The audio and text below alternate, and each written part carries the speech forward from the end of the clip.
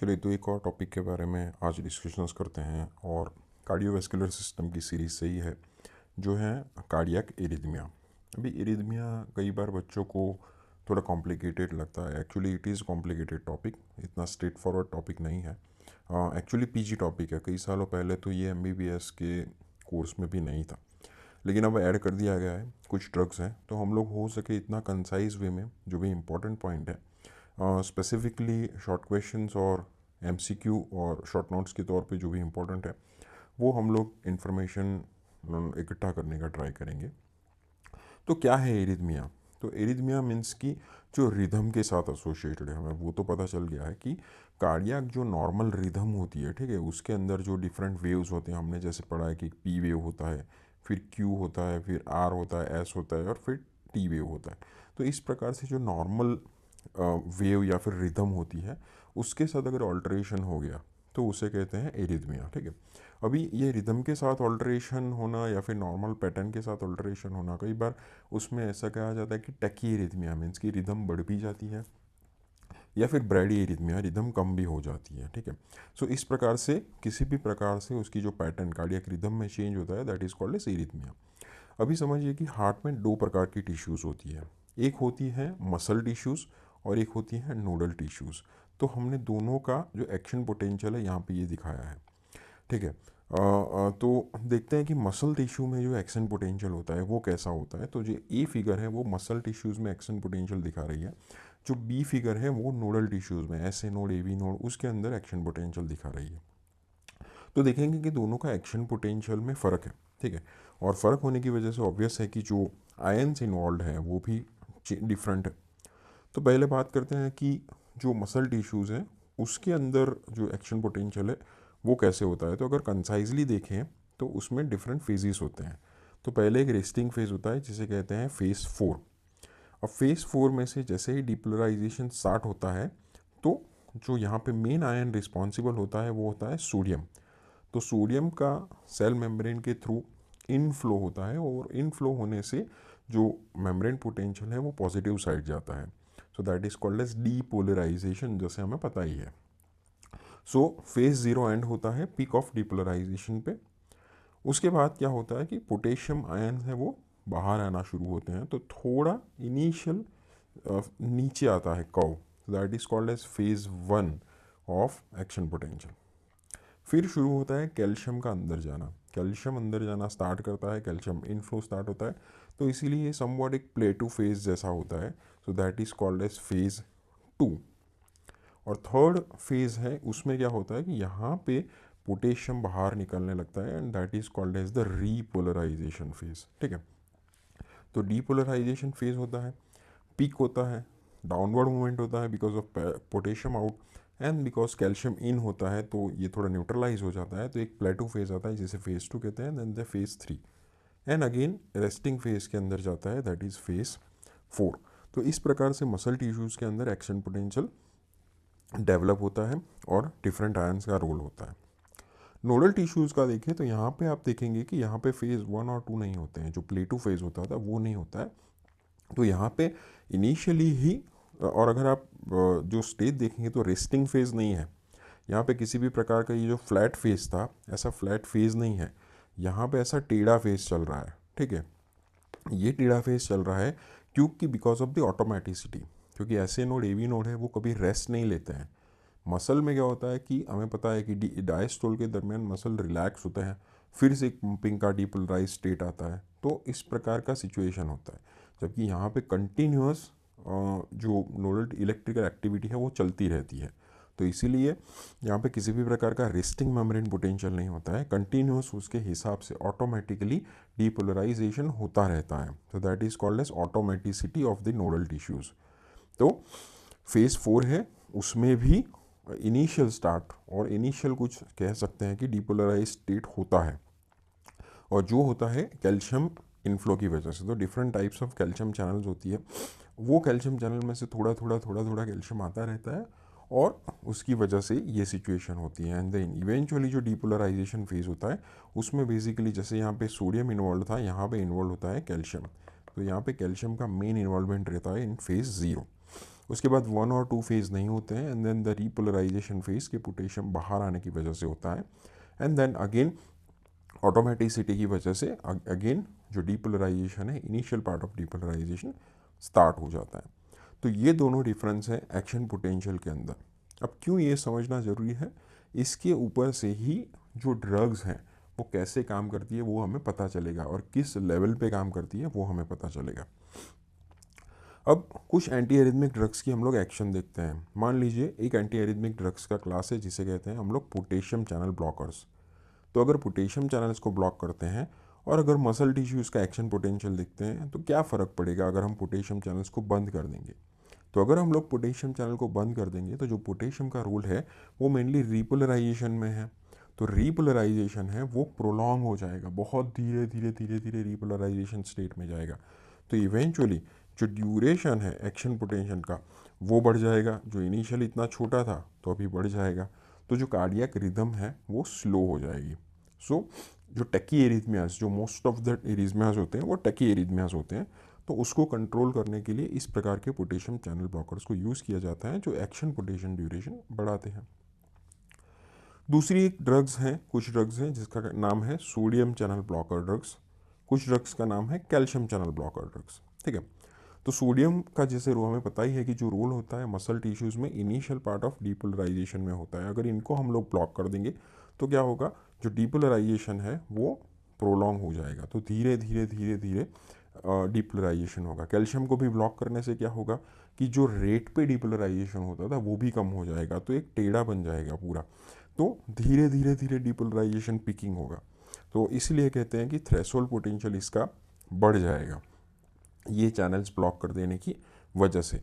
सो इससे भी इवेंचुअली जो एक्शन पोटेंशियल ड्यूरेशन है वो बढ़ेगा, और ये भी एक प्रकार के टैकी एरिथमियाज यानी कि फास्टर रेट वाले जो एरिथमियाज होते हैं उसको कंट्रोल करने के लिए इस प्रकार की ड्रग्स इफेक्टिव हैं। एडिनोसिन नामक एक ड्रग है जो कहते हैं कि PSVT जिसे कहते हैं पैरोक्सिस्मल सुप्रावेंट्रिकुलर टेकिकार्डिया, जिसके अंदर यूज़ होता है। इसका जो मेन मैकेनिज़्म है वो ऐसा होता है कि ये जो पोटेंशियल है मेनली उससे ज़्यादा नेगेटिव बना देता है।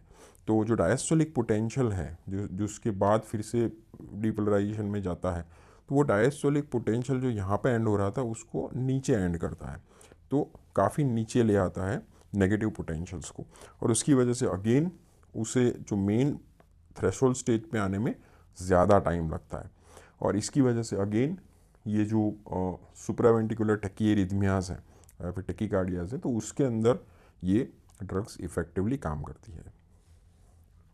बीटा ब्लॉकर ये भी एक अच्छे एंटी एरिथमिक ड्रग्स के तौर पे काम करते हैं। हमें पता ही है कि बीटा 1 रिसेप्टर्स को ब्लॉक करते हैं, और जो बीटा 1 रिसेप्टर्स का रोल बेसिकली होता है वो है नोडल टिश्यूज़ के अंदर।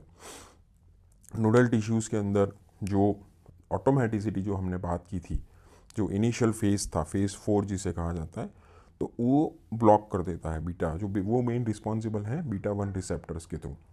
तो उसे ब्लॉक करने से जो स्लोप है वो कम हो जाएगा। ठीक है, तो धीरे धीरे धीरे धीरे डीपोलराइजेशन होगा, और उसकी वजह से ही जो रिदम है वो धीमा हो जाएगा।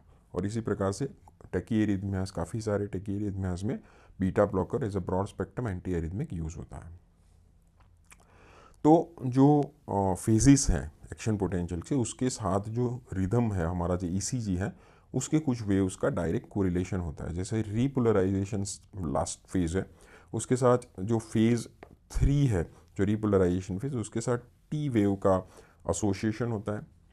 ST सेगमेंट के साथ मेनली एसोसिएशन होता है फेज़ 2 का, जो हमने बात की थी कि एक प्रकार का प्लेटो फेज जैसा होता है। And then the QRS complex, जो फेज़ 0 और 1 जो डीपोलराइजेशन स्टेट है वो QRS कॉम्प्लेक्स को रिप्रेजेंट करता है। तो डीपोलराइजेशन QRS कॉम्प्लेक्स, फिर ST सेगमेंट जो प्लेटो फेज है, और रिपोलराइजेशन वो T वेव के साथ जुड़ा हुआ होता है। एक रफ आइडिया आता है हमें।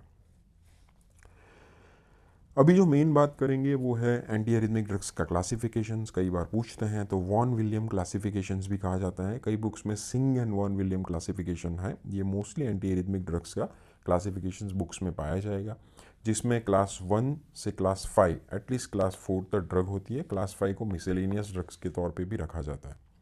क्लास 1 जो ड्रग्स होती है जो है कहती है सोडियम चैनल्स को ब्लॉक करने वाली दवाइयाँ। क्लास 2 जो ड्रग्स हैं इसमें बीटा ब्लॉकर का इन्वॉल्वमेंट होता है। क्लास 3 ड्रग हैं वो पोटेशियम चैनल को ब्लॉक करती है, और क्लास 4 है वो कैल्शियम चैनल को ब्लॉक करती है। सो आप याद रखें ये जो ग्रुप ऑफ ड्रग्स हैं ये anti arrhythmic group of drugs हैं, और किस प्रकार से ये एंटी एरिथमिक एक्शन प्रोड्यूस करती हैं उसके बारे में हम लोग डिटेल में डिस्कशंस करेंगे। चलिए पहले समझते हैं क्लास 1 ड्रग्स के बारे में। तो क्लास 1 ड्रग्स हमें पता ही है कि मेनली सोडियम चैनल की एक्टिविटी के साथ इंटरफियरेंस करता है। अब क्लास 1 में भी 3 मेजर ग्रुप्स हैं, 1A, 1B एंड 1C। तो पहले हम लोग क्लास 1A एजेंट्स के बारे में देखेंगे। अब हमें पता ही है कि जो सोडियम चैनल्स होती हैं या वैसे कोई भी वोल्टेज गेटेड चैनल्स होती है तो वो 3 स्टेज में होती है। एक होता है उसका एक्टिव स्टेट, एक होता है उसका इनएक्टिव स्टेट, और एक होता है रेस्टिंग स्टेज। अब एक्टिव स्टेट में से फिर से एक्टिव स्टेट में आने के लिए उसे इस प्रकार से गुजरना ही पड़ता है। वो इनएक्टिव होती है और फिर रेस्टिंग आती है, उसके बाद ही वो एक्टिव स्टेट में चली जाती है। तो मेजॉरिटी ऑफ दी ड्रग्स होती हैं वो इनएक्टिव स्टेट में ब्लॉक करती है, तो उसे फिर से एक्टिव स्टेट में जाने से देर होती है। देखेंगे इसमें क्या होता है। तो क्लास 1A एजेंट है वो उसे ओपन स्टेट में ब्लॉक करते हैं। पहले तो सोडियम चैनल को ब्लॉक करते हैं, ये समझना ज़रूरी है, लेकिन ओपन स्टेट में मीन्स के जो उसका एक्टिवेटेड स्टेट है उसके अंदर उसको ब्लॉक कर देते हैं। और दूसरा जो ब्लॉक करते हैं साथ में additional potassium channel blocking activity भी होती है। अब सोडियम चैनल का कहाँ पे रोल है, पहले तो मसल टिश्यू का जो एक्शन पोटेंशियल है उसके अंदर रोल है, और जो डीपोलराइजेशन है वहाँ पे वो अफेक्ट करता है, और पोटेशियम चैनल ब्लॉकेड है वो रीपोलराइजेशन पे अफेक्ट करता है। तो अगर दोनों को ब्लॉक करेंगे तो ऑब्वियसली यहाँ पे जैसे ब्लू डॉटेड लाइन से दिखाया है कि एक्शन पोटेंशियल ड्यूरेशन है वो बढ़ेगा, रीपोलराइजेशन भी डिले होगा, तो इससे जो रिदम है वो धीमा होगा। ठीक है, लेकिन इसके साथ जो मेन एसोसिएटेड चीज़ है या फिर एक कंसर्न चीज़ है कि ये क्या करेगा, प्रोलॉन्गेशन ऑफ क्यूटी इंटरवल करेगा। जो क्यूटी इंटरवल है ईसीजी के अंदर वो बढ़ जाएगा। ठीक है, तो क्यूटी इंटरवल जो बढ़ता है, वो जो ड्रग्स बढ़ाती है उस फिनोमिनन को कहते हैं टॉर्सैड्स डेपॉइंट्स, जो यहाँ पे लिखा है तो उसे टॉर्सैड्स भी कहा जाता है। तो प्रोलॉन्ग क्यूटी इंटरवल वाली जो भी ड्रग्स हैं वो कहती है कि टॉर्सैड्स फिनोमिनन्स के साथ एसोसिएटेड होती है। तो क्लास 1A एजेंट वैसे तो एंटी एरिथमिक ड्रग के तौर पे यूज़ होते हैं, लेकिन वो खुद से एक प्रकार का एरिथमिया भी करवा सकते हैं। इसमें प्रो एरिथमेटिक प्रॉपर्टी होती है, ये टॉर्सैड्स डेवलप कर सकते हैं, या फिर प्रोलॉन्ग क्यूटी इंटरवल एक प्रकार का एरिथमिया है वो डेवलप कर सकते हैं। तो बहुत ही यूनिक चीज़ है कि anti arrhythmic drug with pro arrhythmic property, जिसे कहते हैं टॉर्सैड्स डेवलप होना क्लास 1A ड्रग्स से। कंडक्टिविटी कम होती है, रिफ्रैक्टरीनेस बढ़ती है, एक्शन पोटेंशियल ड्यूरेशन बढ़ता है, तो टैकी एरिथमियाज में मोस्टली ये काम आता है। ड्रग के नाम आप यहाँ पे याद रखें, जिसमें क्विनिडीन, प्रोकेनेमाइड, डाइसोपायरामाइड, ऐसे कुछ ड्रग्स यहाँ पे हैं। देखते हैं हर एक के बारे में वन बाय वन कुछ इंपॉर्टेंट पॉइंट्स। पहले देखते हैं क्विनिडीन के बारे में।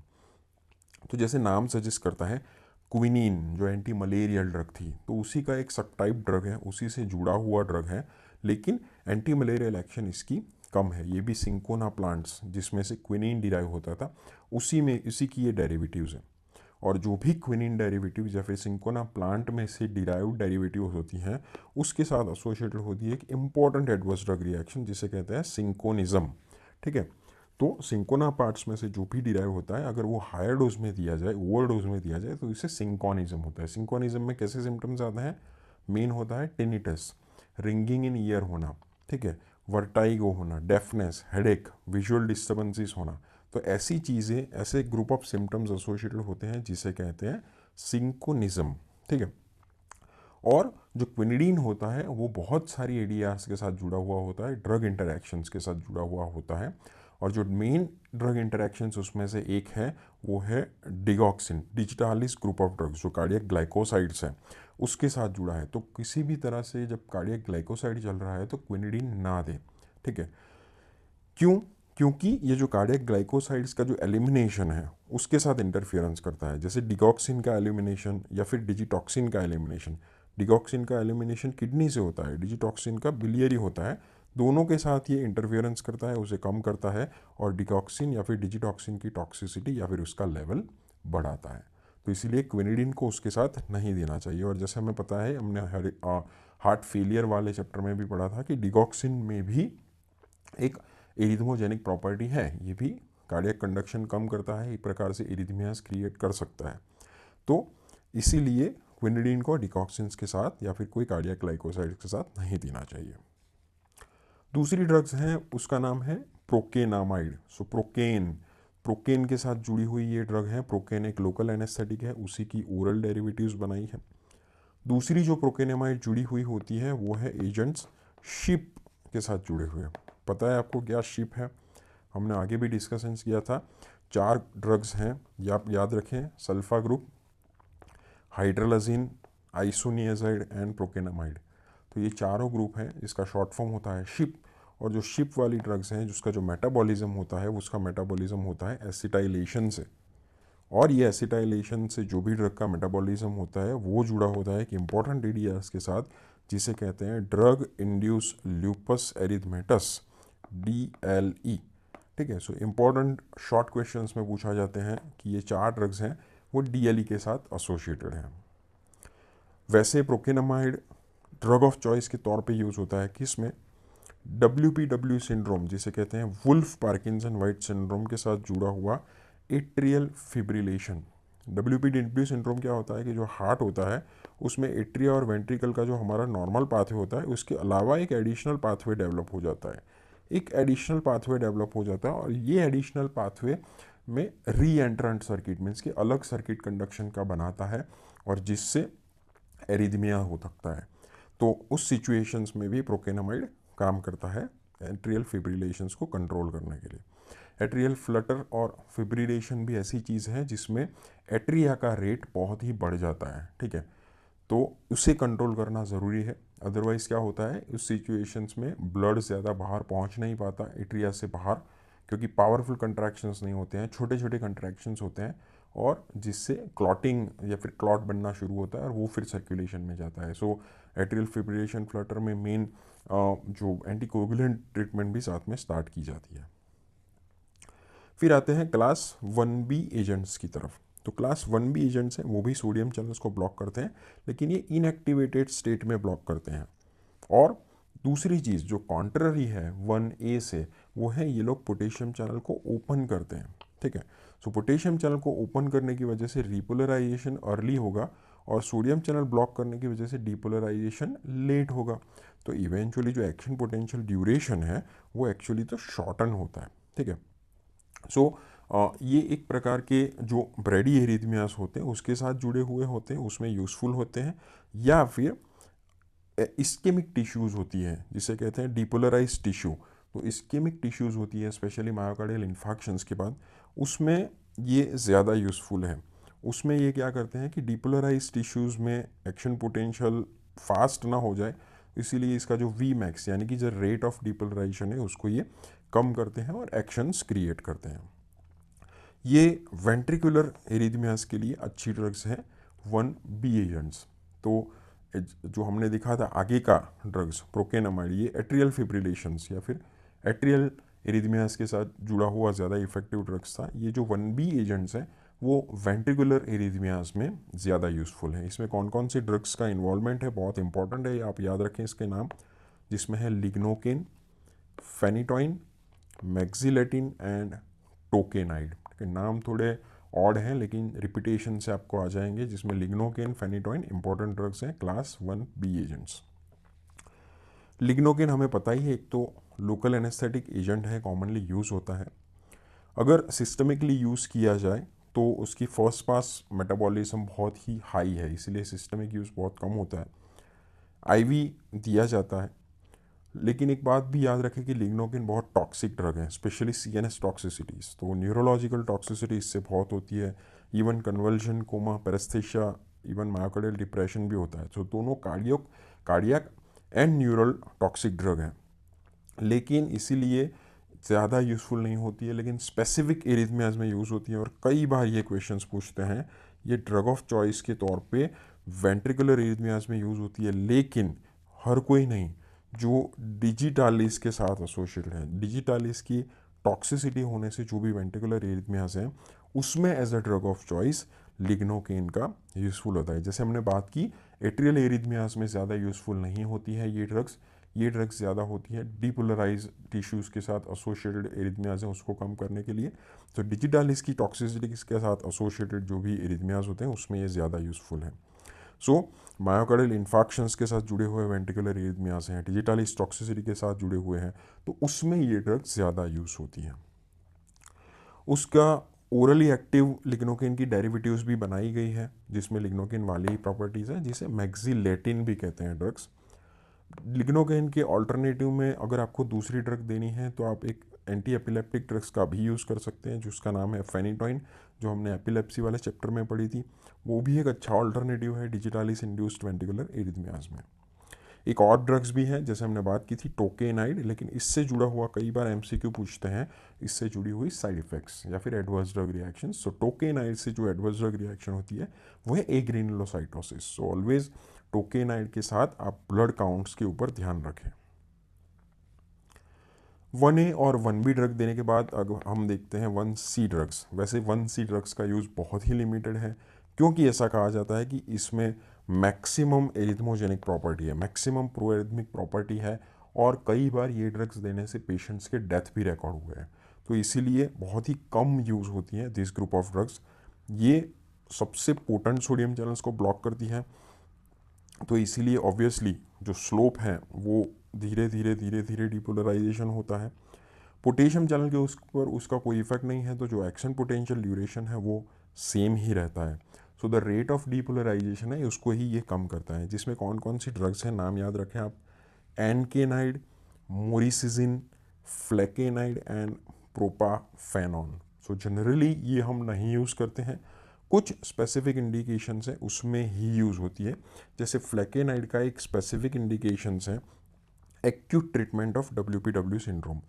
वैसे WPW सिंड्रोम में भी जो हमने बात की थी कि जो एक्स्ट्रा पाथवे बन जाता है हम लोग लेसर से उसे तोड़ते हैं, तो ड्रग्स का यूज़ वैसे भी कम ही करते हैं।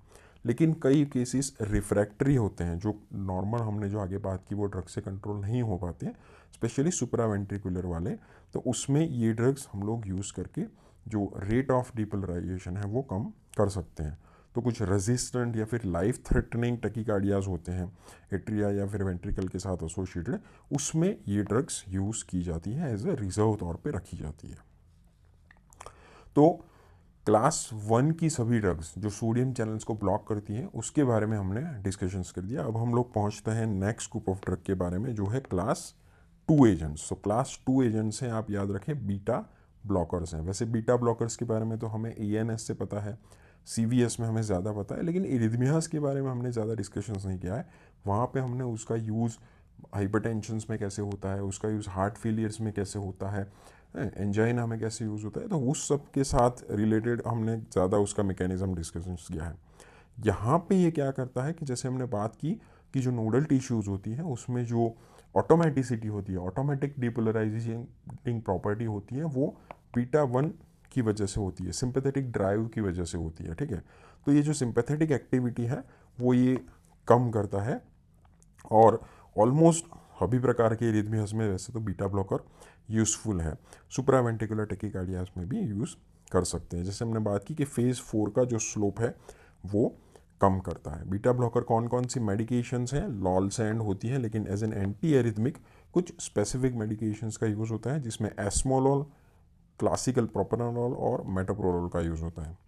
यहाँ पे एस्मोलॉल के बारे में जानना ज़रूरी है, 2 पॉइंट्स कि एस्मोलॉल एक शॉर्टेस्ट एक्टिंग बीटा ब्लॉकर है, बहुत ही थोड़े टाइम में उसका एक्शन आके चला जाता है, तो इसीलिए बहुत इमरजेंसी सिचुएशंस में यूज़ होता है। IV यूज़ होता है for controlling the ventricular rate in atrial tachycardia. So atrial Flutter या फिर एट्रियल फिब्रिलेशन हो जाता है तो वो वेंट्रिकल तक ना पहुंच जाए, उसे रोकने के लिए, so the control of ventricular rate in atrial Flutter और फिब्रिलेशन, उसमें बीटा ब्लॉकर्स का यूज़ होता है। तो दैट्स इट, बीटा ब्लॉकर के बारे में इतना ही जानकारी था।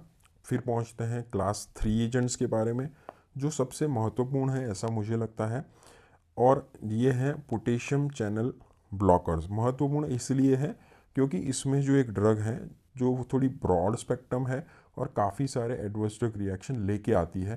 तो आपको लिखने के लिए काफ़ी रूम मिल जाएगा, इसीलिए ये शॉर्ट क्वेश्चंस कई बार शॉर्ट नोट्स के तौर पे पूछी जाती है।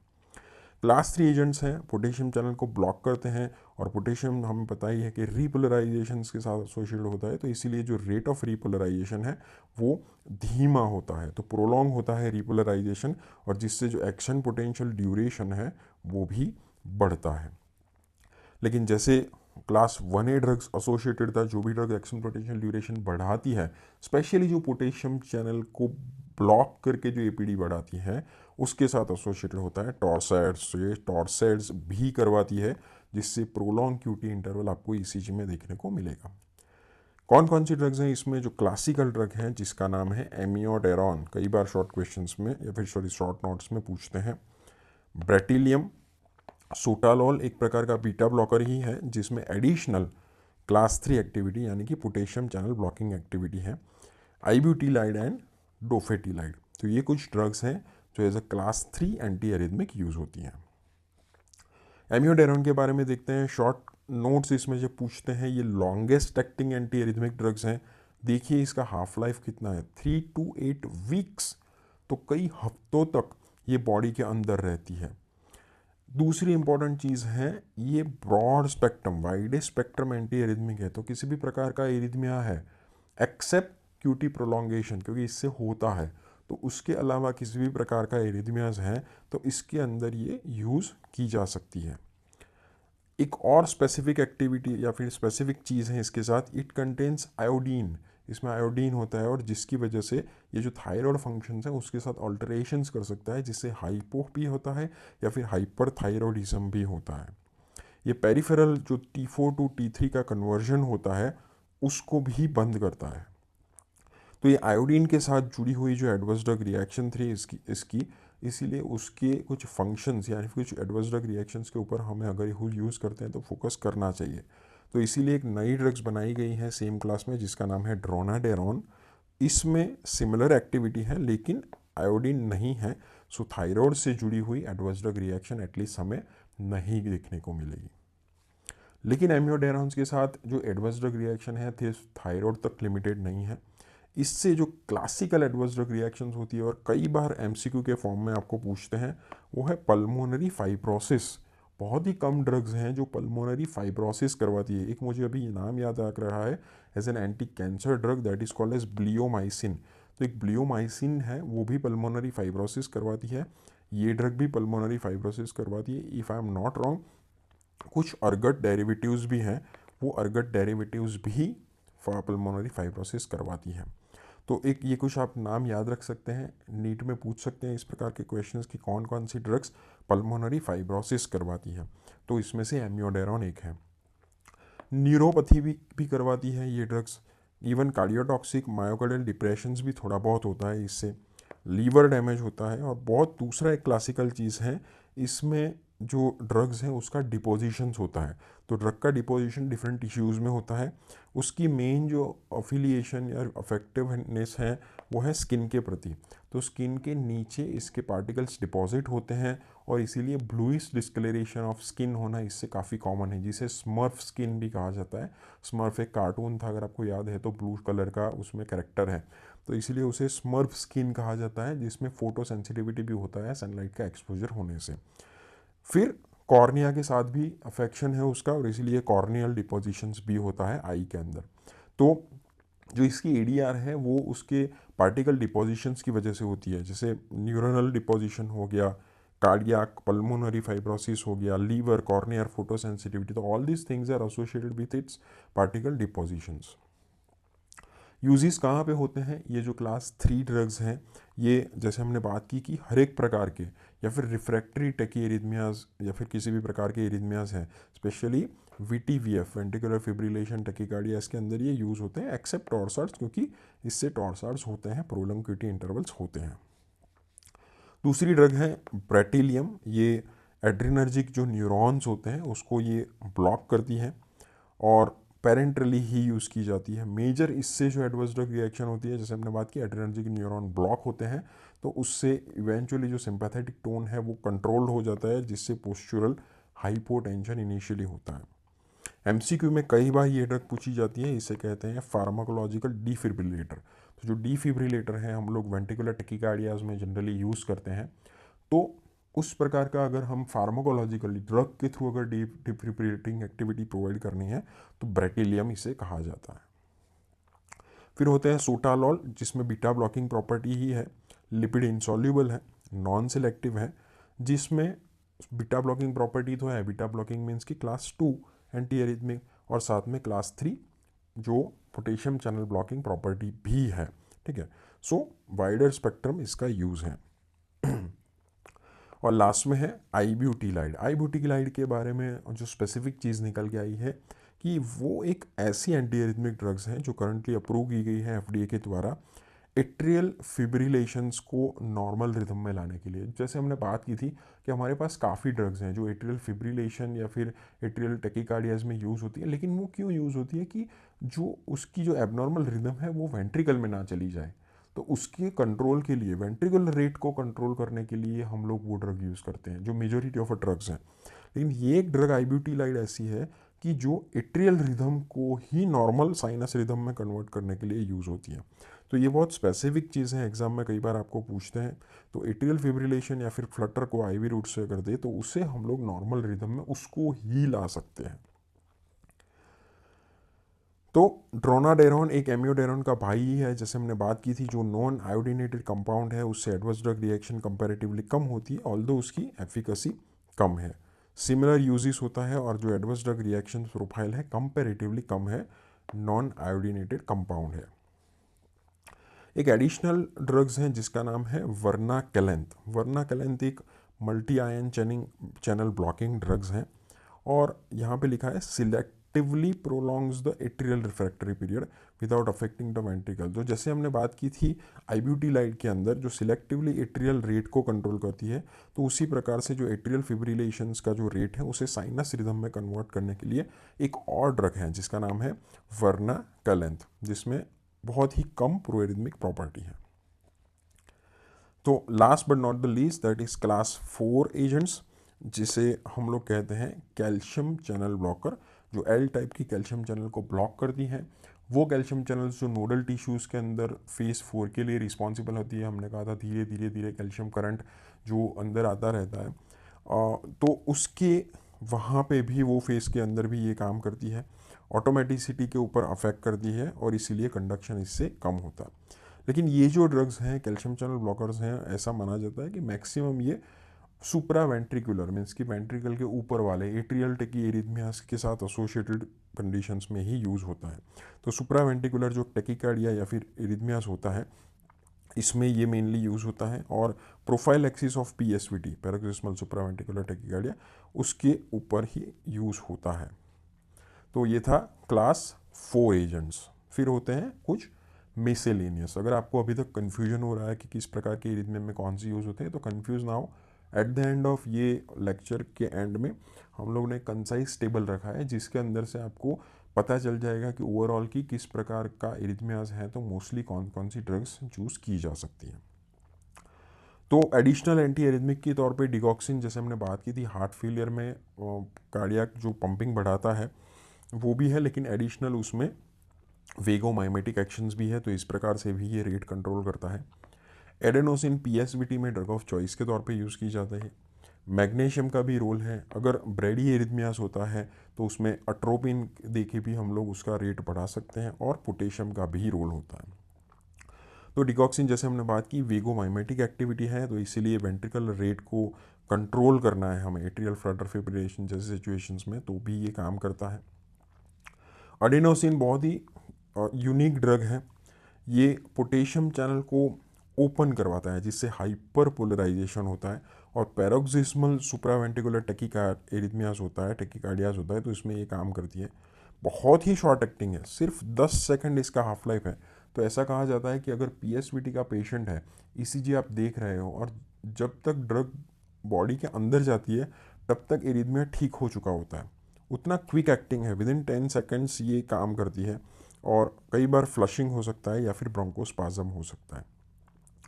तो एडेनोसिन जब भी हम लेते हैं तो एडेनोसिन उसके रिसेप्टर्स के ऊपर भी काम करेगी, और एडेनोसिन रिसेप्टर्स के कुछ एंटागोनिस्ट भी हैं, जैसे फेमस है दैट इज़ थियोफाइलिन।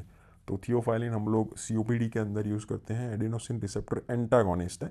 तो ऑब्वियसली अगर वो चल रही है तो फिर एडेनोसिन का वो इफ़ेक्ट आने में थोड़ा टाइम लगेगा, और उसको पोटेंशिएट करेगा डाइपाइरिडामोल, क्योंकि एडेनोसिन का जो रिएप्टेक है वो बंद करता है, दैट इज़ डाइपाइरिडामोल। सो दोनों, एक एडेनोसिन की एक्टिविटी बढ़ाने वाली भी ड्रग है दैट इज़ डाइपाइरिडामोल, और एडेनोसिन की एक्टिविटी कम करने वाली ड्रग है दैट इज़ थियोफाइलिन।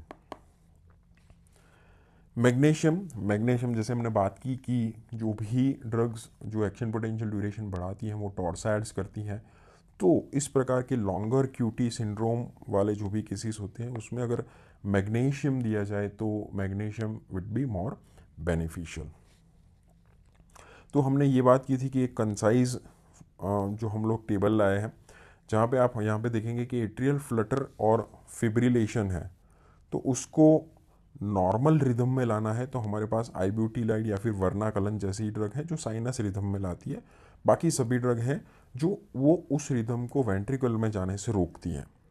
तो एक्यूट ट्रीटमेंट के तौर पे देखा जाए तो हम यूज़ कर सकते हैं beta blockers. Beta blockers comparatively हम आप लोग एट्रियल या फिर वेंट्रिकुलर टैकीकार्डियाज में यूज़ कर सकते हैं, ठीक है। जो प्रोप्रेनोलॉल यहाँ पे यूज़ होता है। क्रोनिक ट्रीटमेंट की अगर हम लोग बात करें तो क्रोनिक ट्रीटमेंट में एमियोडेरॉन जो ब्रॉडर एक्टिंग ड्रग्स हैं, जो वाइड स्पेक्ट्रम वाली ड्रग है, या फिर कैल्शियम चैनल ब्लॉकर्स का ही ज़्यादातर रोल निकलता है, ठीक है। तो एक्यूट ट्रीटमेंट के ऊपर हम लोग फोकस करेंगे ज़्यादातर। तो एट्रियल फ्लटर फिब्रिलेशंस के अंदर प्रोप्रेनोलॉल आप रेट कंट्रोल करने के लिए यूज़ कर सकते हो, वेंट्रिकुलर रेट को कंट्रोल करने के लिए, या तो फिर उसे नॉर्मल रिदम में लाना है तो आइब्यूटिलाइड जैसी ड्रग यूज़फुल है। पीएसवीटी में ड्रग ऑफ चॉइस है एडेनोसिन। अगर आपको क्वेश्चंस कुछ भी शॉर्ट क्वेश्चंस पूछते हैं या फिर एमसीक्यू पूछते हैं, always go for adenosine. VT VF ventricular tachycardia या फिर वेंट्रिकुलर फिब्रिलेशन है, तो अगर आप मेन चीज़ है तो लिग्नोकेन ही लिखें, क्योंकि लिग्नोकेन ही जो है वो इस प्रकार के वीटीवीएफ को कंट्रोल कर सकता है। WPW सिंड्रोम में अगर फार्माकोलॉजिकल देना है तो आप फ्लेकेनाइड अप्रूव की गई है, लेकिन जो इसका मेन जो ट्रीटमेंट है वो है लेज़र एब्लेशन। वो जो पाथवे बना हुआ होता है उसे कट करना होता है। और वीएफ के अंदर जो मेन ट्रीटमेंट है that is defibrillation, cardioversion. So cardioversion करना ही उसका मेन ट्रीटमेंट है। टॉर्सार्ड्स की जैसे हमने बात की तो उसमें जो ड्रग ऑफ चॉइस है दैट इज़ मैग्नीशियम, ठीक है। तो एमियोडेरॉन या फिर उस क्लास की ड्रग्स जो टॉर्सार्ड्स ऑलरेडी कर सकती हैं वो तो नहीं देना चाहिए, मैग्नीशियम दे सकते हैं। और ये कई बार पूछते हैं कि डिजिटालिस इंड्यूस, जैसे हमने बात की थी, डिजिटालिस इंड्यूस में स्पेसिफिकली क्लास 1B ड्रग्स ही यूज़ होती हैं, जिसमें लिग्नोकेन और फेनिटोइन का रोल होता है। तो ये कुछ चीज़ें हैं आप याद रखें जो एमसीक्यू के फॉर्म में आपको पूछे जाएंगी, और जिसमें ज़्यादा कंफ्यूज ना हो आप याद रख सकते हैं। तो हमने हो सके उतने इजी या फिर कंसाइज वे में आपको एरिथमिया पढ़ाने का प्रयत्न किया है। फिर भी अगर कुछ डाउट्स हैं तो आप हमें पूछ सकते हैं। कैसे लगते हैं हमारे लेक्चर्स आप हमें बता सकते हैं, जिससे हमको मोटिवेशन मिलेगी। और ज़्यादा से ज़्यादा आप सब्सक्राइब कीजिए, हमारे प्लेलिस्ट देखिए। हमारे प्लेलिस्ट में हमने फार्माकोलॉजी से जुड़े हुए हर एक सिस्टम के ऑलमोस्ट लेक्चर्स बनाए हुए हैं, तो वहाँ से जाके आप चेकआउट कर सकते हैं। फार्माकोलॉजी प्रैक्टिकल हमारा बहुत ट्रेंडिंग प्लेलिस्ट है, जिसमें सभी प्रैक्टिकल्स वहाँ पे डिटेल में डिस्कस किए हुए हैं। Thank you very much.